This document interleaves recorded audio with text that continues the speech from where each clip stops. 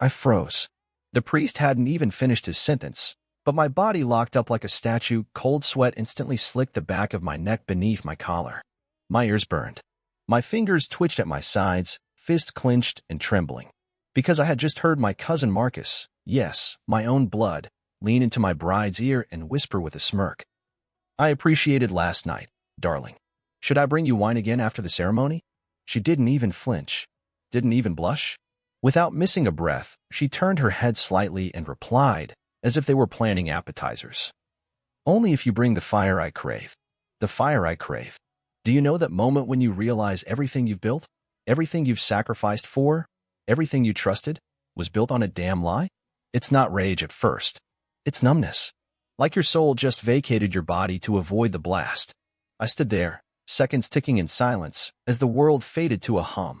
People smiled, watching us, blissfully unaware they were witnessing a farce, a joke, a circus act where I was the final clown in the lineup.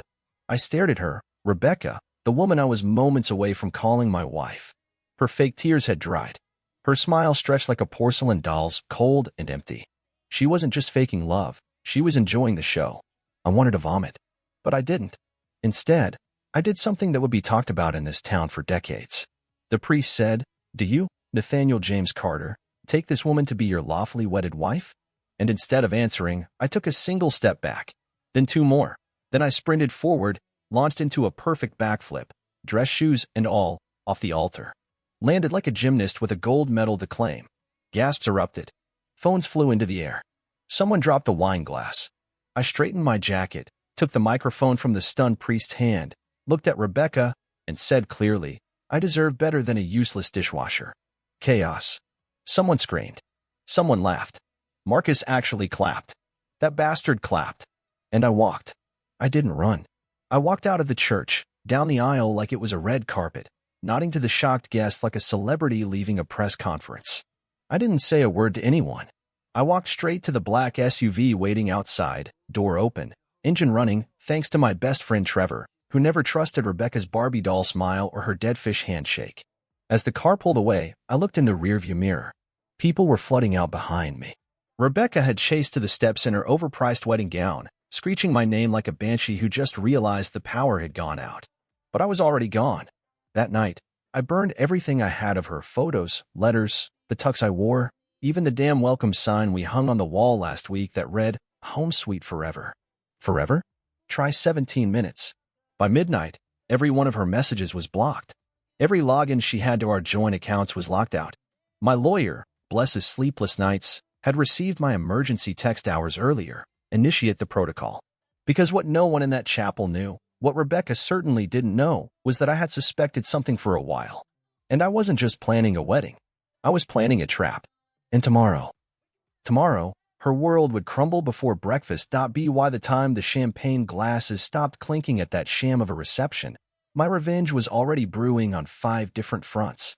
See, when I first noticed Rebecca acting strange, taking late-night calls from her mom, hiding her screen when I walked by, spending hours shopping without a single bag to show for it, I didn't confront her. I didn't accuse. I observed. And I documented everything. I had a burner phone. Every text she sent me that didn't feel right, saved. Every location where her story didn't match the GPS, logged. And when I saw her get out of Marcus's truck one night, lipstick smudged, heels in hand, hair messy like a storm had passed through it, I knew. I didn't cry. I didn't yell. I hired Lydia, the best private investigator money could buy in Chicago. Within 5 days, I had enough evidence to bury her and Marcus in a courtroom. Photos, voicemails, even a video of the two of them in a hotel lobby holding hands like high schoolers on prom night. And the dumbest part? She paid with our joint card. But I couldn't just walk away quietly. No, that wasn't enough. Rebecca didn't just cheat. She paraded around pretending she loved me while planning to build a back alley fairy tale with my own cousin. She deserved public exposure. And Marcus? That traitor had been my best man for this wedding. He was going to be the best man to my fist soon enough. The next morning after my grand exit, I checked into a hotel under a fake name. The staff had strict instructions. No calls. No visitors. And the second someone came asking, shut it down. I spent the whole day pressing buttons. Emails were scheduled. Videos uploaded. Bank accounts split and redirected. And the best part? The wedding footage. See, we'd hired a videographer, some indie hipster guy with a drone and too much facial hair. I paid him triple to upload a special cut I edited myself, titled Vows of a Liar. By 3 p.m., every single guest from the wedding had received a link. Friends, family, her coworkers, even the wedding planner. It opened with drone footage of the church, music swelling.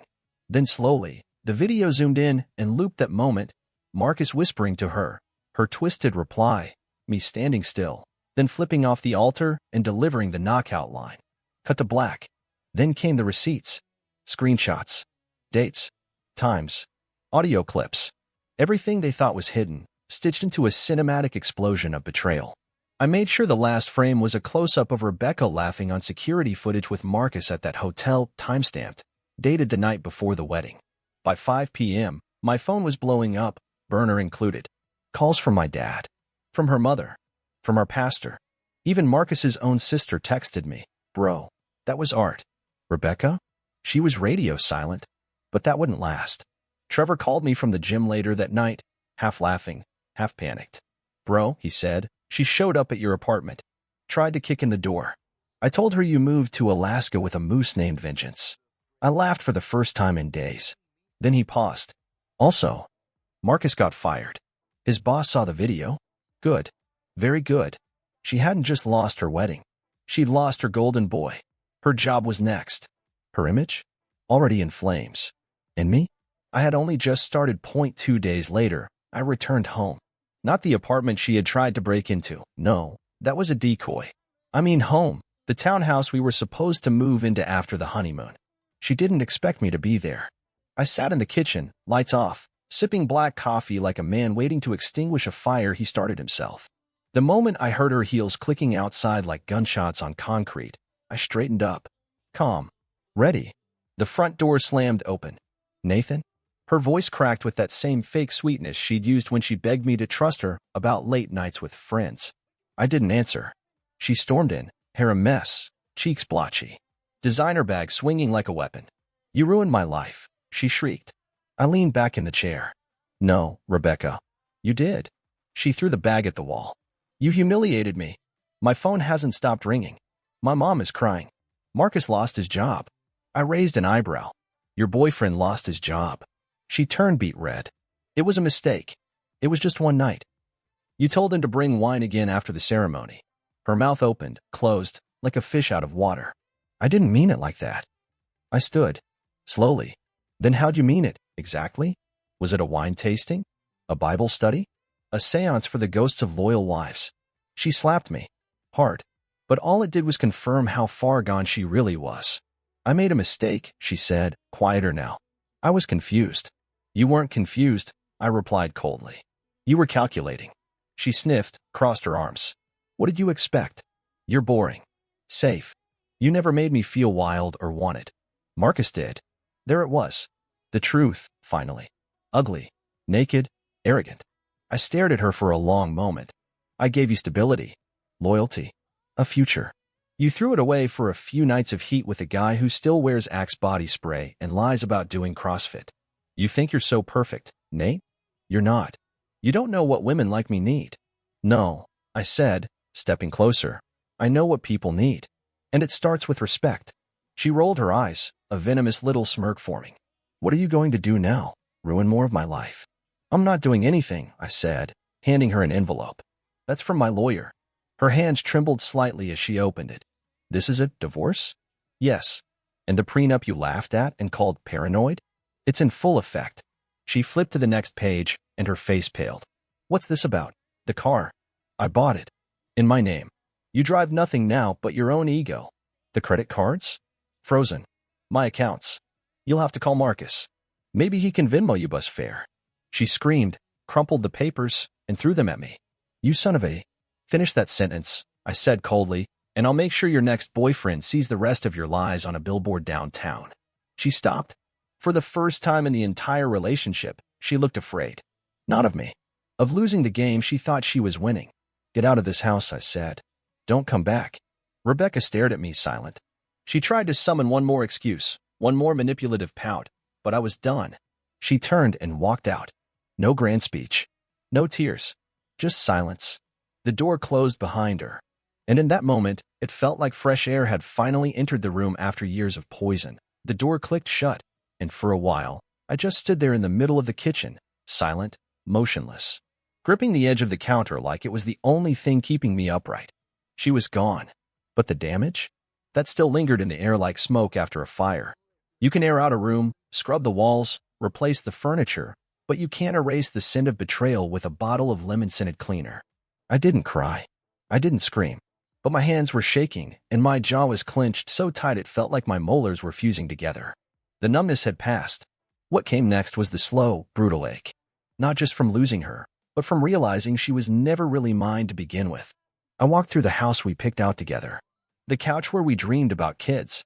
The fridge covered in fake smiles from Polaroid nights. Her laugh was still trapped in these walls.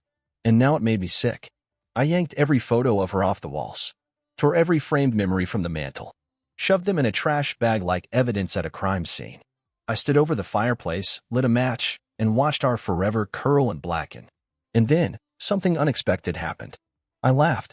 Not because it was funny, but because in the middle of the ashes, I felt lighter. She was gone. So was the poison. And for the first time in what felt like years, my life was mine again. Later that night, I got a call from Trevor. "Bro, you okay?" I told him the truth.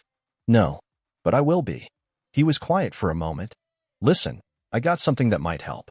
15 minutes later, he pulled up outside with a bottle of whiskey and 2 plastic cups. We sat on the hood of his truck under the street lamp, drinking in silence. "You ever think," I said, "that maybe she never loved me at all?" Trevor took a sip. "She loved what you could give her." "That's not love. That's possession." I nodded, staring at the stars. "I feel like I've been in a movie where I was the only one who didn't know the plot." "You flipped the script, though," he said with a grin. "Legendary." "Legendary," I repeated with a hollow chuckle. "Yeah, well, legends come with a price." The next morning, I packed up the rest of her things. Clothes, shoes, makeup, even the engagement ring she left behind like a cheap souvenir. I didn't pawn it. I didn't burn it. I mailed it back to her with a single sticky note attached. Refund requested. My inbox was flooded, Rebecca trying to justify, guilt trip, beg. Her mother asking me to reconsider. Marcus? He stayed quiet. Cowards usually do when the light finds them. I didn't respond to any of them. What was there to say? You can't reason with fire after it's burned your house down. That week, I took time off work. I hiked. I sat by the lake. I read old journals I forgot I had. Slowly, piece by piece, I rebuilt the parts of me she never bothered to know. And I made a decision. No more hiding. No more playing the safe guy who bends to please someone who wouldn't lift a damn finger for him. She made me feel disposable. Now I felt dangerous. There's a difference. It started with a letter. Not a text, not an email, a handwritten letter, delivered in a cream-colored envelope that smelled like her perfume. I found it in my mailbox a week after I'd thrown her out. No return address, just my name in looping cursive like she was trying to resurrect some romantic past that never really existed. I stood on the porch, turning it over in my hand like it was a live grenade. I should have thrown it away. But curiosity is a quiet demon. Inside was 3 pages of what she probably thought was a masterpiece. Apologies that sounded more like self-pity, excuses that blamed pressure, confusion, and feeling unseen. She said Marcus was a mistake. She missed me. She wanted to talk. She wanted to make things right. Make things right? You don't apologize after shoving a knife in someone's back while they're writing their vows. You don't come crawling when the spotlight turns off and your backup plan crashes. Still, I didn't throw the letter out. I pinned it to the corkboard in my home office, next to the printed screenshots of her text with Marcus. Not as a keepsake. As a reminder.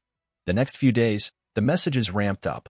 I had blocked her, but she started using friends' numbers. Then email. Then actual visits. One morning I opened my door to find her standing there in a trench coat, no makeup, eyes puffy from fake crying. "Nathan," she whispered, as if using a soft voice could erase the storm she caused. I didn't say a word. Just leaned on the doorframe. "I'm not okay," she sniffled. "I made the worst mistake of my life. Can we talk?" "You didn't come here to talk," I said coldly. "You came here because your world collapsed and you thought I'd catch the rubble." "That's not true." "Where's Marcus?" I asked, arms crossed.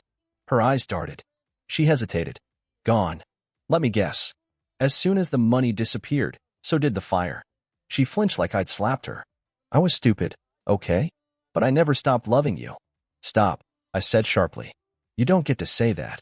You loved the lifestyle, the comfort, the way I made you feel stable while you played dress-up with another man behind my back. Her voice rose. I didn't plan it like that. You planned the dress, the flowers, the vows. You planned the lie. You just didn't plan on getting caught. She was silent. I took a breath. You know what the saddest part is? I would have forgiven almost anything if you had just been honest. But you're not sorry for cheating. You're sorry it blew up in your face. Tears welled up again, this time without even a shred of dignity. I have nowhere else to go.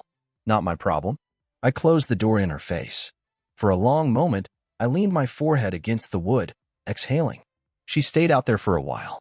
I could hear her pacing, then finally stomping off. She yelled something about me being cold, heartless. Funny how cheaters start screaming about emotional cruelty when they run out of manipulation. That night, I poured myself a glass of scotch, sat in my study, and listened to an old record spinning softly in the background. She was gone for real this time. But her shadow still lingered in places I didn't expect, in the way I second-guessed a stranger's smile or felt a sudden chill when I heard a certain perfume in a crowd. Healing wasn't going to be fast, but it had started, and I was in control. Healing wasn't loud. It didn't come with some thunderclap or movie montage music. It came in small, quiet decisions. Waking up before the sun just to walk around the lake with no phone, no noise. Cooking breakfast for myself like it mattered. Lifting weights again, not for anyone else's eyes, but for the feeling of strength returning to my chest. I wasn't chasing revenge anymore. I was reclaiming me. The first real shift came when I opened the guest room closet, the one where she used to keep her designer heels and forgotten promises. I cleaned it out, scrubbed the baseboards, and turned it into a space for building something new. A drafting table. A vision board. The kind of space where dreams get drawn instead of destroyed. I had always wanted to start my own brand, custom home furniture, American-made, with quality that lasts longer than wedding vows apparently do. But Rebecca always said, that sounds expensive. Risky. Just stick to your steady job. She didn't want me building. She wanted me anchored to her, to the life she could control. Well, now there were no chains. I launched my side project with nothing but an Instagram page, some old workshop tools, and my name, Carter and Steele. Orders didn't flood in immediately, but the messages did. Dude, you really built that? How much for a desk like this? My cousin needs something custom. Can you help? Each ping felt like a defibrillator to my soul. Then came the message that twisted the knife just right. From an old mutual friend of mine and Rebecca's, Kayla. We'd all gone to college together. Kayla was always kind, always had this calm energy about her. I remembered how she pulled me aside at our engagement party and quietly said, just be careful with Rebecca. Now her message read, saw your latest piece. It's beautiful. And so are the boundaries you're building. Proud of you, Nate. It hit harder than I expected. And that's when I realized something else. Rebecca didn't just cheat on me. She made me forget who I was. For so long, I had been a supporting actor in someone else's movie. Smiling on cue. Applauding at the right moments. Pretending the script made sense when the plot was garbage. Not anymore. I started setting boundaries. Not just with her, but with everyone who stood by silently when things went wrong. Rebecca's mother called me again. Said she missed me like a son. I told her, sons aren't disposable. Remember that. My own cousin tried to call from a new number. Marcus. The man who shattered blood loyalty like it was glass beneath his boots. I blocked him before the second ring. You don't rebuild bridges with termites. People notice the change. Even my coworkers, the ones who used to pity my perfect life, began to treat me differently. There was a steel in my voice now. A chill in my calm. They stopped offering sympathy and started showing respect. Not because I was loud. Because I had been to hell and returned with my spine intact. One night, while working on a custom walnut table, I caught myself smiling. A real one. Not a polite mask. Not a for the photos grin.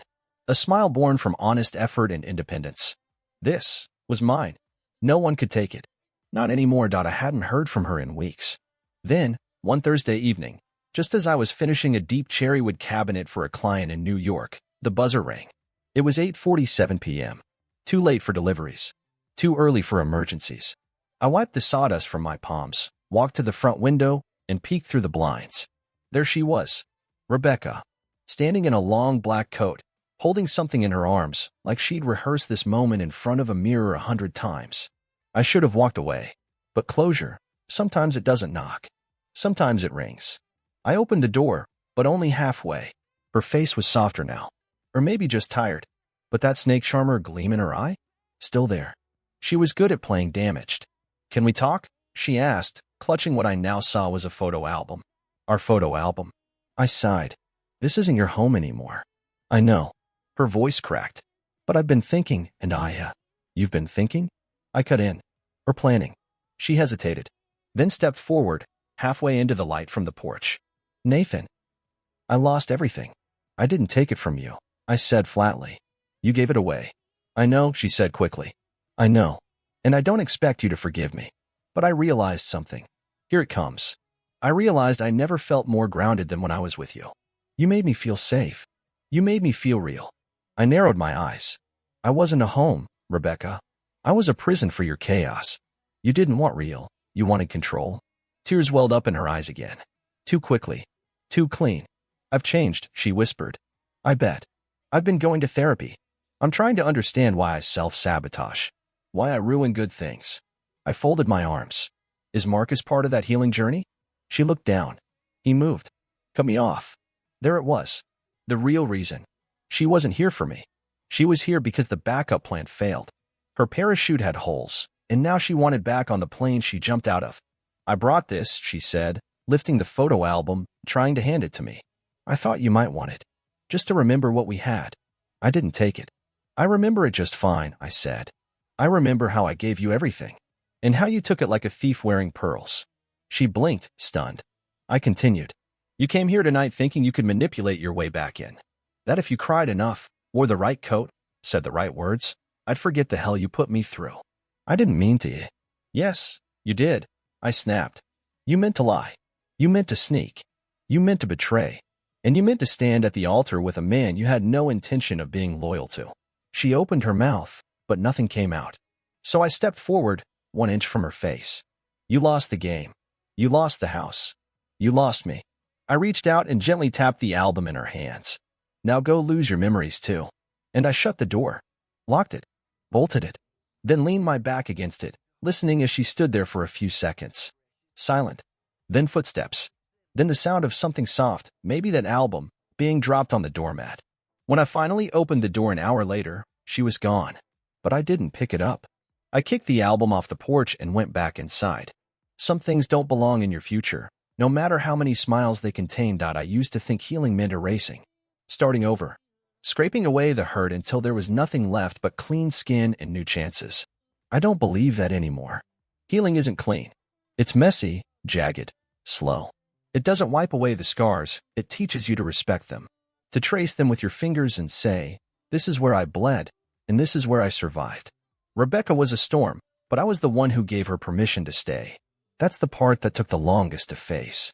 Not the betrayal, not the humiliation, but the fact that I ignored the signs. The gut feeling. The way she'd roll her eyes when I spoke about my dreams. The way she'd compliment other men right in front of me like I wasn't even standing there. I saw it, and I let it slide. Because I wanted to believe love was enough to fix broken people. It's not. Love is not a rescue boat. It's not a rehab center. And it sure as hell isn't an excuse for someone to break you in the name of their own chaos. But here's the thing no one tells you.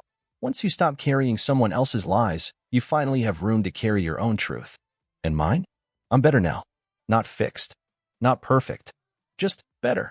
Carter and Steele took off faster than I expected. Orders came in from all over the country. A podcast even interviewed me after one of my custom builds went viral. I told my story, not about Rebecca, but about rebuilding after being shattered. People connected with it. Not because it was dramatic, but because it was real. Turns out, a lot of people are walking around carrying things they never deserved to hold. That's what betrayal does. It makes you question your worth, your instincts, even your sanity. But I'll tell you something now that I wish someone told me sooner. It's not your fault. Their lies are not your weight to carry. Their selfishness is not your failure. Their mask is not your blind spot. People will always reveal who they are. You just have to believe them the first time. As for Rebecca, I haven't seen her since that night she left the photo album on my porch. Last I heard, she tried moving to Florida. Started over. Good for her. I don't hate her. I don't wish her harm. But I don't wish her back either. Some lessons are meant to be learned once and left behind forever. Trevor says I look different now. Lighter. Sharper. Like I finally stopped dragging an anchor that didn't belong to me. Maybe he's right. Sometimes I think about that wedding day. About the flip off the altar. The look on her face when I said, I deserve better. The way the room went silent. I didn't know it then, but that wasn't the end of anything. That was the beginning of me.